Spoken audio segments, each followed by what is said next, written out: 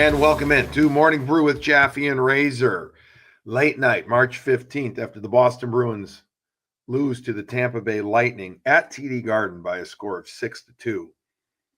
A game where the Tampa Bay Lightning, when they reset themselves after the first period, took control of the game. We will talk about the dominant second period that helped separate this game. 2 empty net goals make it a 6-2 effort, and the Boston Bruins now find themselves with just 14 games remaining in the National Hockey League season, and with a record of 30-30-8. Morning Brew with Jaffe and Razor is proudly presented by our lead sponsor, Fazenda Coffee Roasters. Make sure to check out fazendacoffee.com, whether you've got a wholesale business or you just want to get some great stuff for your home. They serve cafes, bakeries, and restaurants, but they will also take their expertly roasted coffee and deliver it right to your door. Check out fazendacoffee.com. And if you want to specifically check out Morning Brew hats, the Morning Brew Clean Canteen, or the Morning Brew Blend, a dark roast that is extremely smooth, as I like to used to say, just like Razor. All right. That was not a smooth open. Kind of like that second period. That was not smooth for the Bruins. I'm trying to find some kind of, I guess, cute thing. I'm struggling. I am fully admitting it. I am tired. You were outshot 21-0 in the second period. We can talk about how the Bruins got going in the first, and we'll mention the goal coming up and everything. But Razor, for the second time this season, they were held without a shot on goal. Outshot 21-0. Forgive me if I've asked you this before, partner. Have you been in a game where your team did not record a shot on goal that you can remember in the NHL? No, I feel like I remember one or two one-shot ones, and honestly, at that, as a goalie, you'd rather your team get zero, so you can really make a point of like, you guys did nothing that period. Yeah. Like the Bruins getting one in that second period, we wouldn't be talking about it the same way, and I don't think it would do the same justice that it deserves. If it was 20-1, it wouldn't have the same ring. Their one chance that really had a legit chance of getting on net ends up hitting their own guy in front of the net. Lettieri gets in the way of it, blocks his own shot.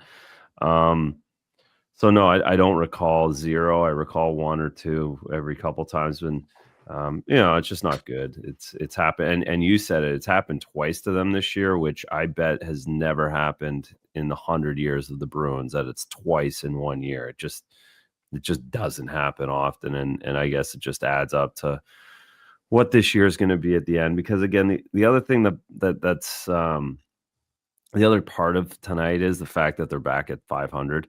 Yeah. They'd been able to stay away from that. Like, they'd found a way to stay a couple games over 500, and 500 is like the Mendoza line. If you can't be there.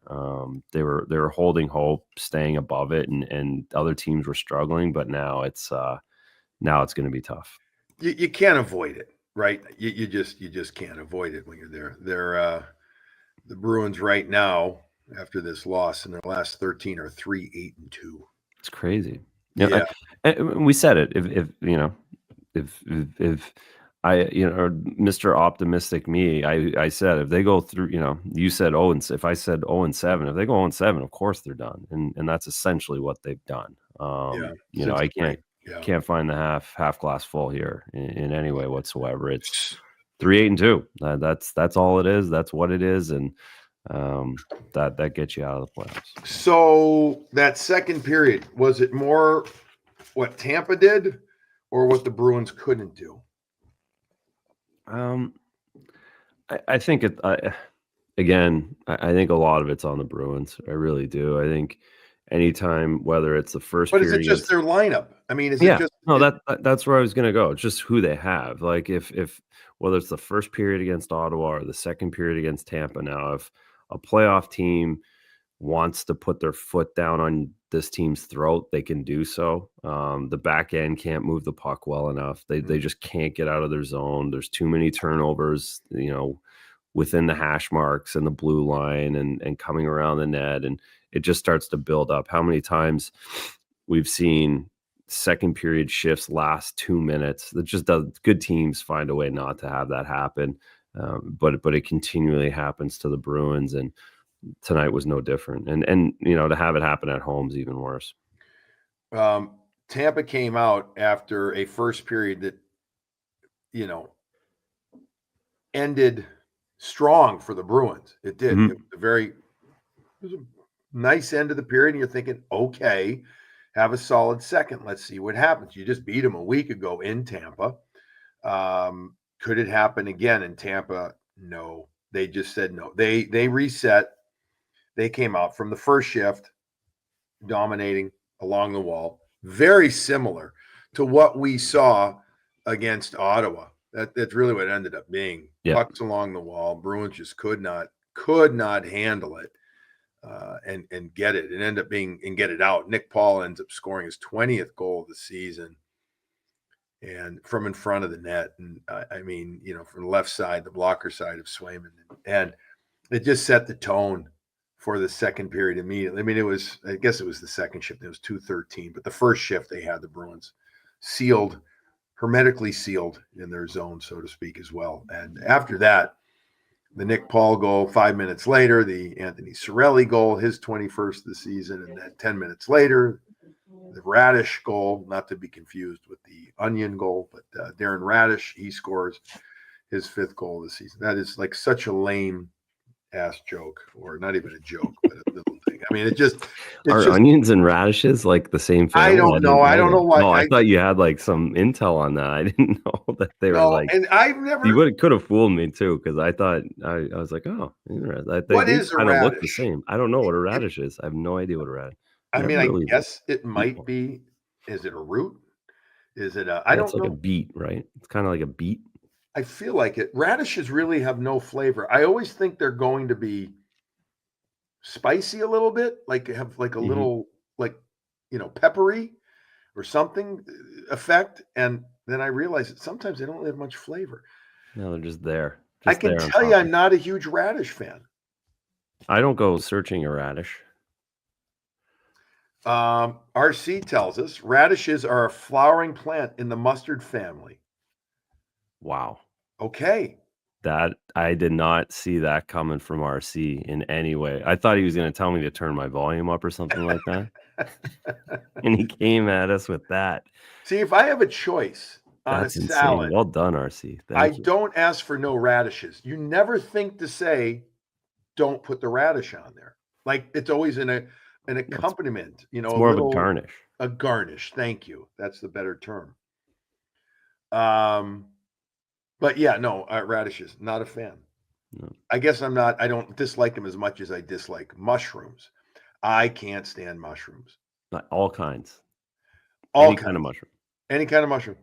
Wow. It's a thing. I did not see that coming either. Everybody has that one food that they can't eat or don't want to eat. That should say. Yeah. Is it the texture of mushrooms or is it the taste? Texture. Yeah. Texture. My family would eat raw mushrooms, and I'm like, that is awful. Yeah, that's aggressive. Meanwhile, my sister won't ever eat berries. Like a strawberry? Any kind of berry? Any kind of berry. She doesn't like berries. Okay. So go figure. What's your one food that you just will not like, don't eat? Like, no. Cauliflower is close, but the buffalo cauliflower I'll get over if I really had to. See, I love roasted cauliflower. I could eat that all day. I get a lot of gas from it, but I love it. I don't do sweet potatoes. Oh, okay. And then like squash. Squash, never. It's that mushy texture squash, no chance. Yeah. See, I love a good acorn squash roasted with no chance. I would never do that. Love it. Interesting. Okay. Yeah. See what we are learning. What we are learning as the team starts to man, we're really gonna dig deep here the next month, folks. See, this is gonna be this is the preview. We haven't had a season of brew where we just Right. This is a first for us too on It Morning Brew is. with Jaffe and Razor.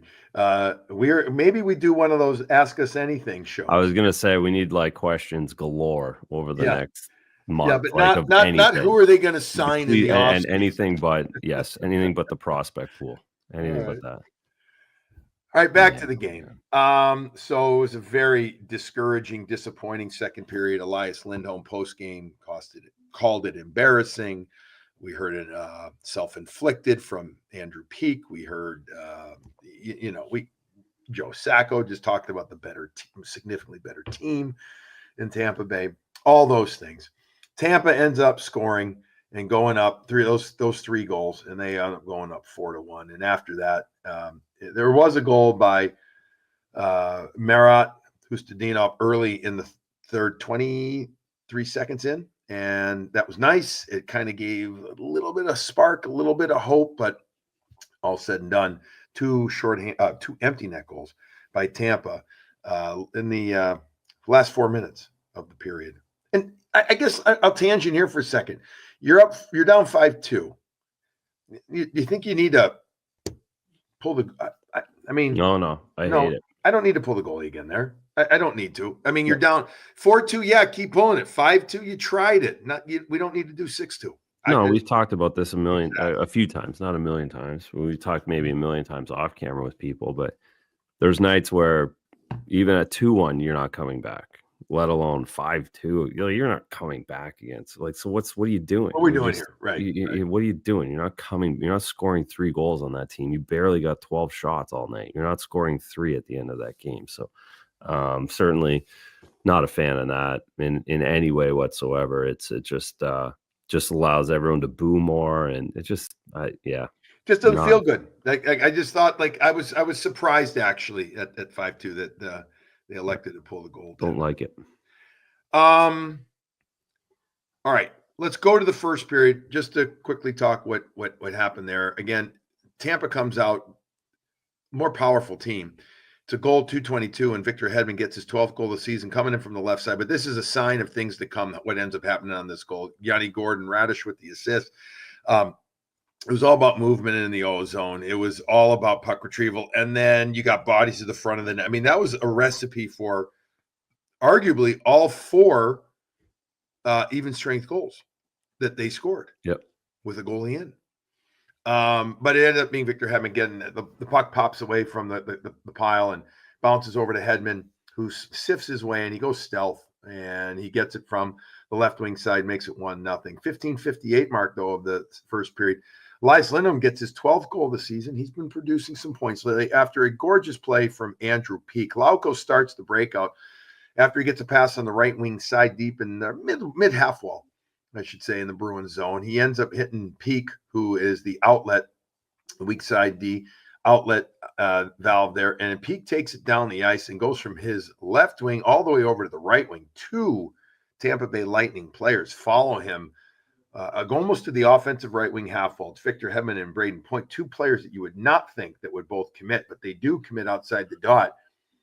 And then the gorgeous pass is made from Andrew Peeke over to Elias Lindholm slot area. Aaron Radish, the defenseman out there, does not close gap well, and Lindholm slices the puck in up top quickly, gets it up quickly past Vasilevsky, makes it 1-1. I mean, if we're going to analyze one goal, and we could call it the spark of the game, you know what I mean, Razor? I mean, that would have been it, because that was a beautiful goal and definitely highlight reel worthy.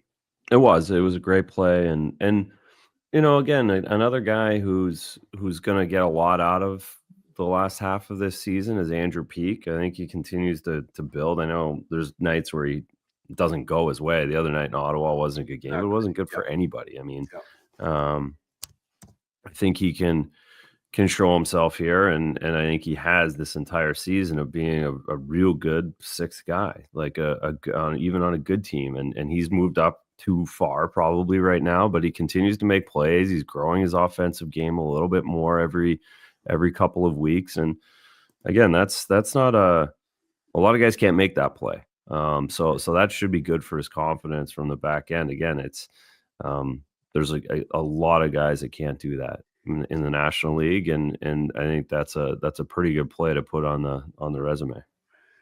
Played over 20 minutes in this game. He's not averaging, I think he's just under 19 minutes that he's averaging this year. But he's getting the minutes, and it was a beautiful play. He read it really well. And I was happy for Lindholm as he, again, gets his 12th. And then, again, it makes the Garden feel good. It makes the team feel good. And after that mark, and it was basically halfway through the period after they killed off a penalty, killed off some good parts of it, and got a little lucky on the other, because Tampa's power play is disgusting how good it is when they move it around. But after they killed up the penalty halfway through the period, the Bruins got some energy, and it culminates in that goal that Lindholm scored.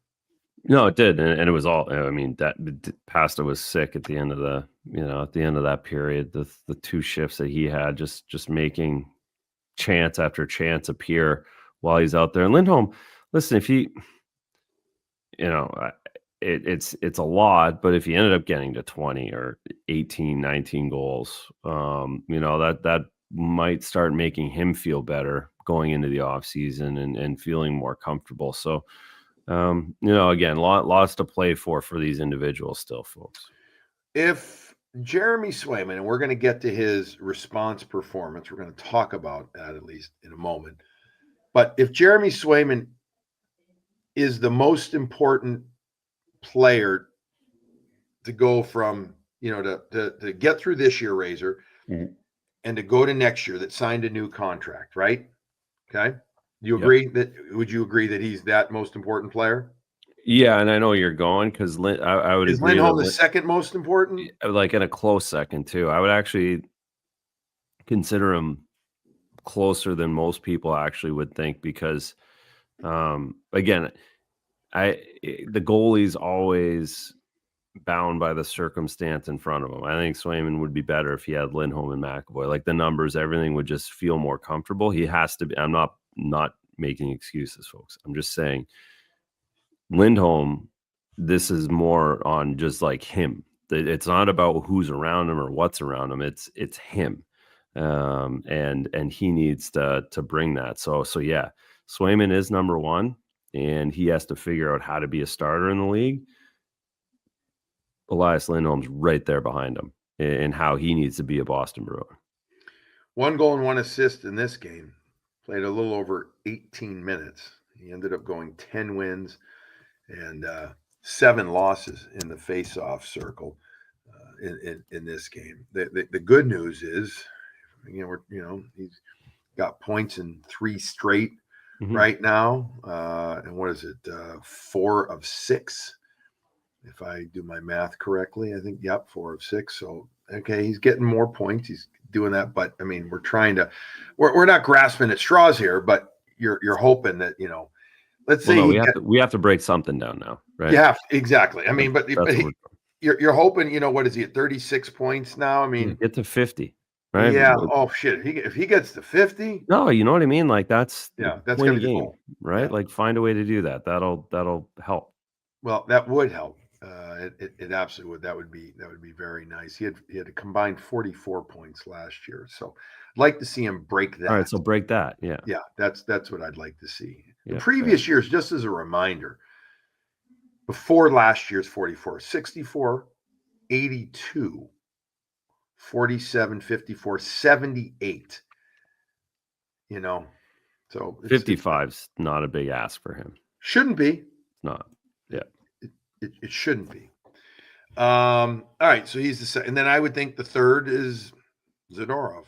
I mean, I just if we're looking at the guys with new contracts, handling them, how do they perform? Khusnutdinov scores again. How about that? I mean, the guy's making an impression. He is thoroughly making an impression. The point that you made much earlier in the night, pre-yawn, was that there's a lot of players that get 4, 5, 6 games up here that don't take advantage of those opportunities. And Khusnutdinov is. And who knows what it's going to translate to? He's a restricted free agent at the end of this year. He makes the rookie, $925. He's got goals now in 2 games in a row. So, I mean, I don't want to say you can't ask for anything more, but he's doing his gig, man. He's noticeable. He's in the screen. He's handling the puck. He's making plays, making hits. 4 games, and I would say every time he's out there, he makes you watch him, and that's what you want the management to do, Razor. He needs to do that, and he needs to do it, 14 more times, and he's putting himself and taking advantage of getting a new opportunity. That's what he's done through the first 10 days, and doing a very good job of it. It was a great job tonight on the goal he scored. He's getting deserved. He's getting hockey karma. And yeah, that's what this team needs right now, are guys stepping up and taking advantage of opportunities, whether they're young guys or middle-aged guys or older guys. And again, Khusnutdinov doing that again tonight is just a good, making the trade look good. It's if they can continue to, if they can find a way to get a couple of bottom 6, bottom, or bottom 9 to 13 type forwards. Yeah. That's a huge deal. And you can, you understand exactly what you have. You don't have to worry about that over the summer. You can focus your energy other places. And that's what Murat has the opportunity to do right now. And again, this is, I'll go off a little bit, because I think like sometimes when I talk about things like that on the show, people, think I'm ripping on young kids or this is what you need to do to be in the NHL. Like, this is the bar. This is what you have to do when you get to the NHL. And this is how everybody who's in the NHL has made it when they were a young person, is they did this over 4, 10, 15, 20 games consistently. And Wahlstrom goes down in the minors. He scores 6 goals in 7 games. Is that what he's just ripping goals off left and right? And I know I've said on this show, like, if you put any of those guys in the minors, they're going to score a bunch of goals. Like, they're NHL players. And this is the same thing. Like, Wahlstrom's, I'm going on a tangent a little bit just to point out of, like, guys have to do a lot more than what people think to be in the NHL and how much harder it is. And Khusnutdinov's proving that right now, in that you don't get called up and just given first line minutes in the NHL. Mm-hmm. It doesn't work like that. You have to earn it and you have to show it. And there's ways to do it. And again, Murat's a great example of that right now. The player that he was traded for, along with Jacob Lauko, Justin Brazeau, just to give you, this was, I know it's early, but this is a good deal for the Bruins. He has played 5 games with Minnie. Minnie, by the way, continues to lose.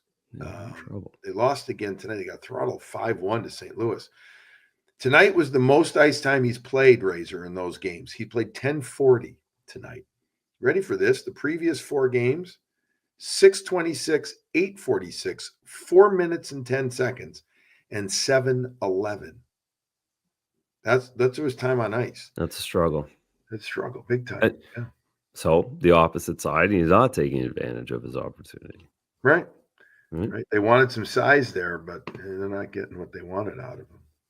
Interesting stuff. Good stuff on Murat and what he's doing, because it has been good. Now he's just got to keep it up.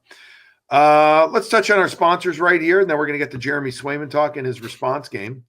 I was going to say Jeremy Construction, Graciano Construction, serving Boston and the Greater Metro West area is fantastic. You want to reach out to Graciano Construction because they are the contractor that will help you refresh and revitalize your space.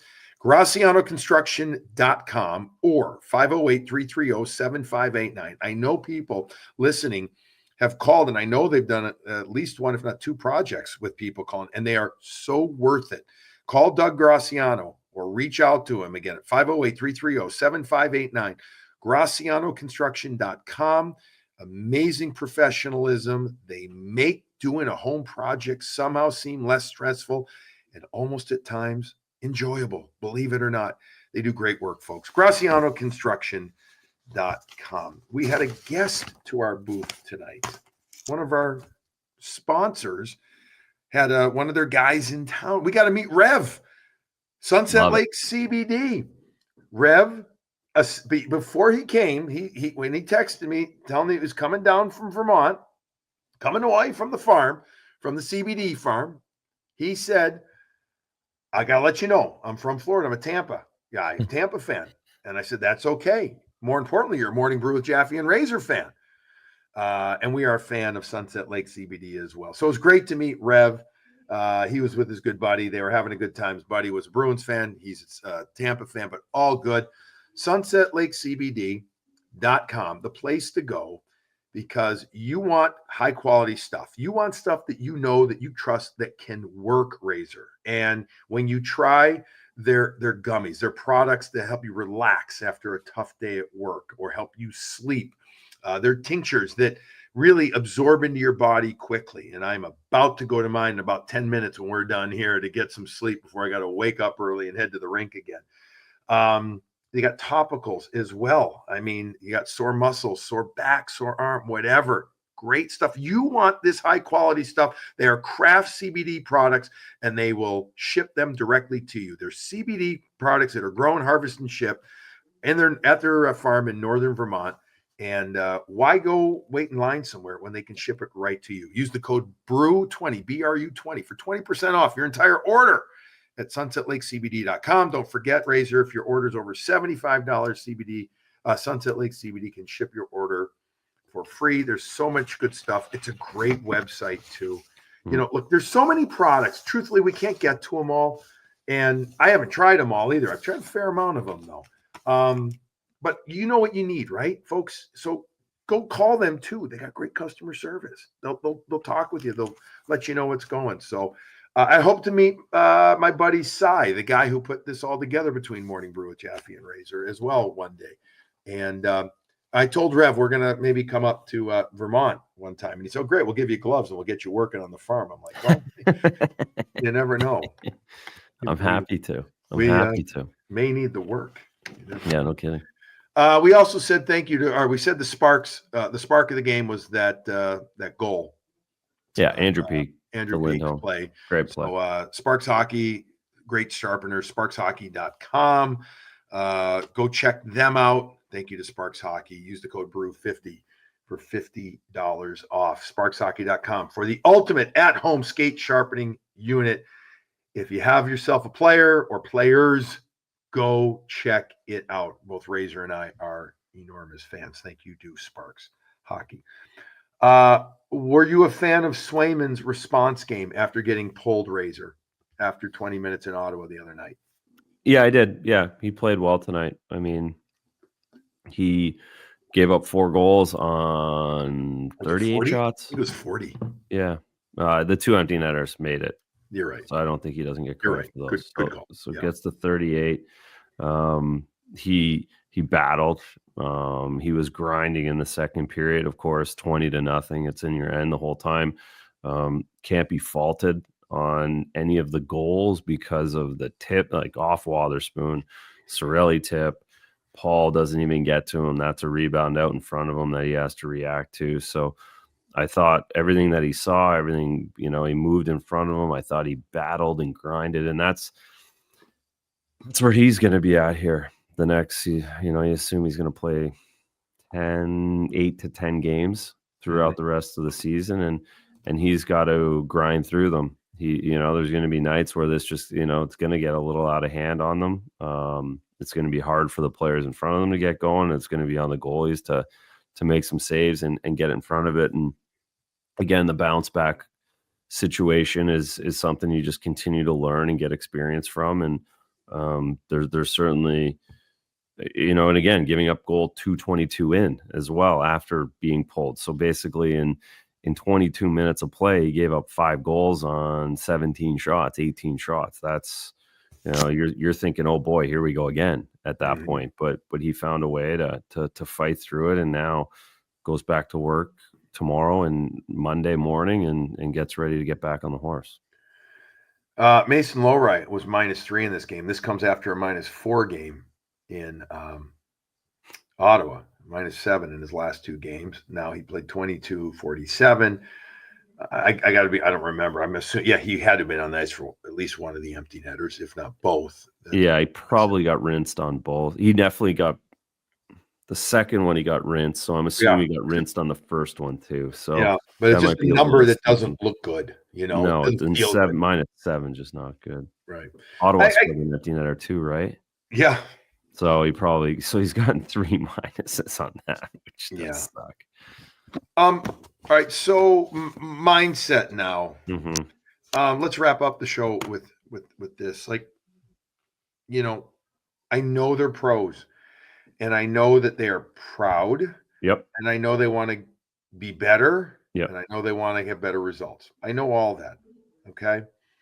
But they're also human, and they understand, or they look at it, and at what point, I mean, again, have you been on a team that at some point where you say, I'm all this and I'm a pro and I'm going to give it everything I got, but there's that feeling of, I just don't know if we're good enough, when it's all said and done. Are we at that point yet, or can they deep breathe? Can they yoga breathe through Monday's game against Buffalo, who's kind of in that similar spot again, not a playoff race, and then look forward to a West Coast trip? I mean, where how do you approach that?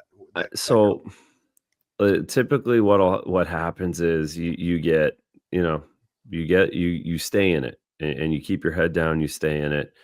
And then you'll have a week where it's like, oof, it just sets in, like this just isn't going the way we need it to. And the math starts getting real hard to figure out. And I'm guessing they're kind of there or pretty close. With under 15 games left, it's, you're looking at a 12-2 run minimum. That's what you're looking at. That's what they have to look at. So that gets hard to talk yourself into, and so you kind of have a letdown for a week and a half, right? And where it's just like, oh, it's not we're fun. done. Yeah. And then after that, you kind of become the spoiler. Okay, we're out, but let's go, boys. Let's finish strong. Let's get these last 2 weeks into the season. That was my experience when I missed the playoffs, where even though you're not mathematically out, you can do the math as a player, and it just gets too hard. And that's why that 500 number's kind of the one for all the guys.